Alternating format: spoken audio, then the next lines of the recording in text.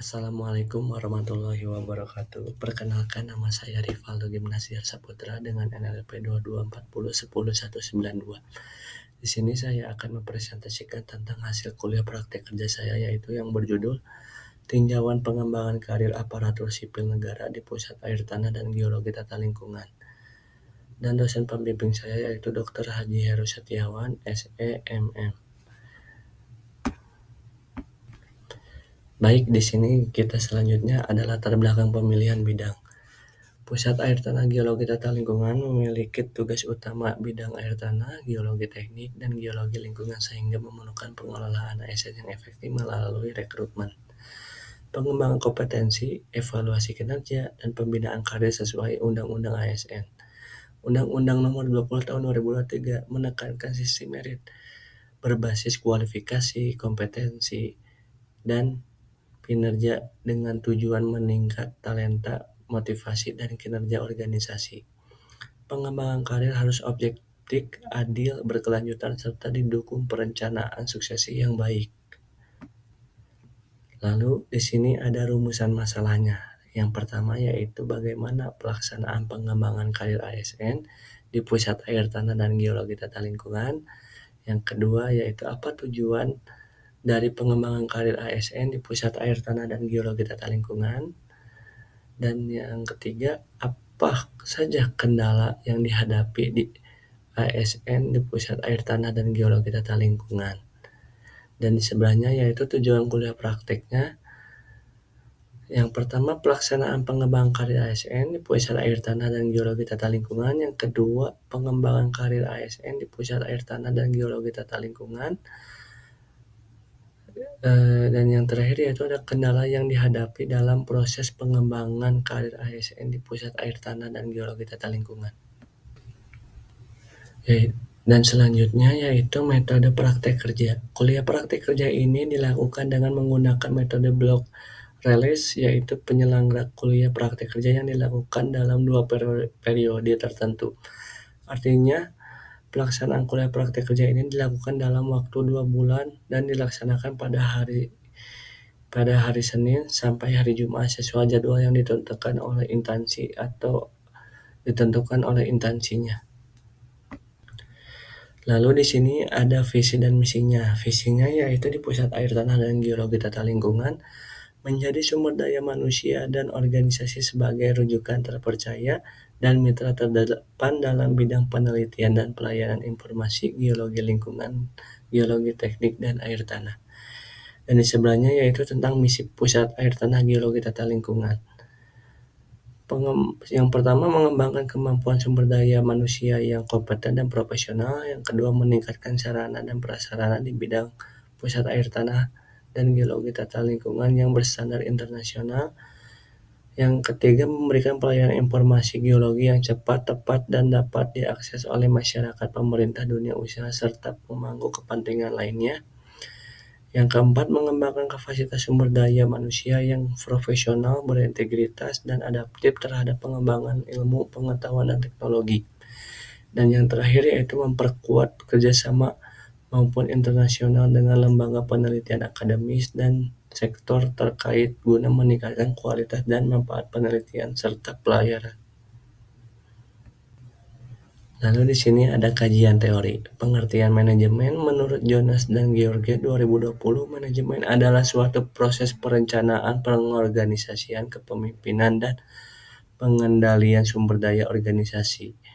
Untuk mencapai tujuan organisasi, sumber daya manusia meliputi karyawan dan tenaga kerjanya. Dan di sini ada unsur-unsur manajemen. Ada man, money, material, merchandise, machinize, method, dan market. Atau ada manusia, uang, bahan baku, mesin, metode, dan pasar. Lalu di sini ada kajian teorinya. Yang pertama, definisi MSDM. Menurut Armstrong dalam review Venus Netro Woolley 2023, manajemen sumber daya manusia adalah pendekatan strategis dan koheren dengan pengelolaan aset paling berharga organisasi, yaitu orang-orang yang bekerja di sana yang secara individu dan kolektif berkontribusi pada pencapaian tujuannya. Dan yang kedua, pengertian pengembangan karir. Menurut Rudolf Jackson dan Hirichi 2021, pengembangan karir adalah upaya individu dan organisasi dalam mengelola serta menyesuaikan tujuan karir dengan perubahan lingkungan kerja, teknologi, dan tuntutan organisasi. Dan yang terakhir yaitu pengertian aparatur sipil negara atau bisa dibilang kita ASN. Menurut Sutopo 2021, ASN merupakan sumber daya aparatur yang berfungsi sebagai pelaksana kebijakan publik, pelayanan publik, dan perangkat serta pemersatu bangsa. ASN diharapkan mampu bekerja dengan prinsip meritokrasi serta profesionalisme. Baik, sekarang masuk ke pembahasan. Yang pertama yaitu pelaksanaan pengembangan karir ASN di Pusat Air Tanah dan Geologi Tata Lingkungan. Pelaksanaan pengembangan karir ASN di Pusat Air Tanah dan Geologi Tata Lingkungan merupakan bagian strategi manajemen SDM yang mengacu pada Undang-Undang Nomor 20 Tahun 2023. Pengembangan karir dilakukan melalui perencanaan karir, peningkatan kompetensi, pengalaman, kerja beragam, serta fasilitas tugas belajar dan pelatihan teknis.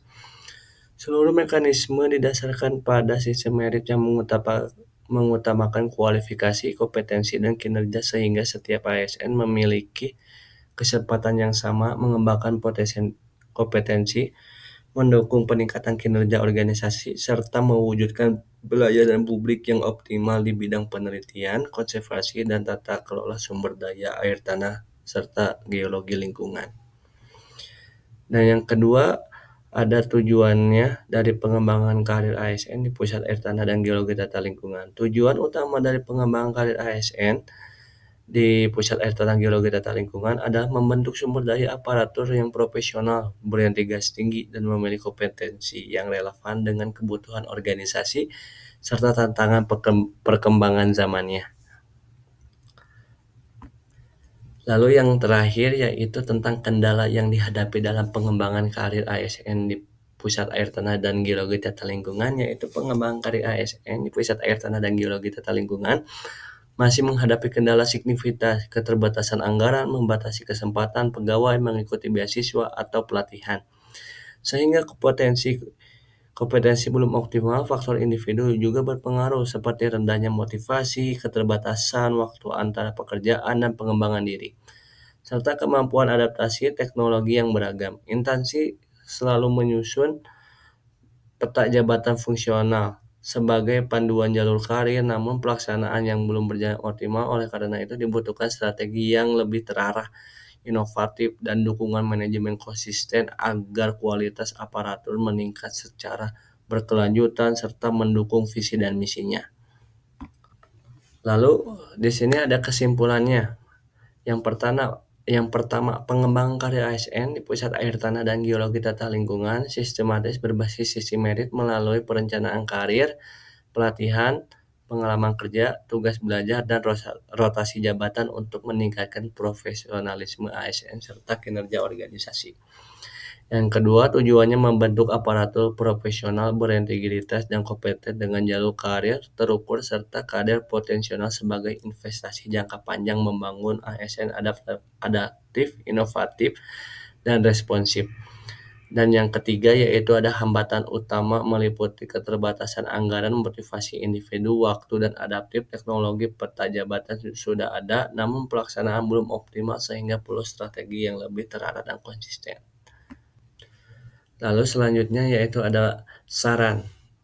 Yang pertama, pengembangan karir ASN di Pusat Air Tanah dan Geologi Tata Lingkungan dengan peta jalan karir yang jelas, akses pendidikan dan pelatihan melalui kerja sama, rotasi jabatan, penugasan lintas unit, pemanfaatan teknologi digital, apresiasi kinerja, dan evaluasi program berkala. Dan yang kedua yaitu ada tujuan pengembangan karir dicapai melalui jalur karir yang transparan, peningkatan fasilitas lewat pendidikan dengan pelatihan, serta sistem kaderisasi untuk melahirkan ASN adaptif, inovatif, dan responsif dalam mendukung misi lembaga. Dan yang terakhir yaitu ada kendala yang harus diatasi dengan optimalisasi anggaran, kerjasama mitra, pelatihan berbasis kebutuhan, penghargaan, dan insentif integrasi pengembangan diri dan penilaian kinerja, e-learning fleksibel, dan penguatan literasi digital, serta evaluasi peta jabatan seluruh cara berkala. Baik, sekian dari saya. Mohon maaf bila ada kesalahan. Sekian, terima kasih. Wassalamualaikum warahmatullahi wabarakatuh.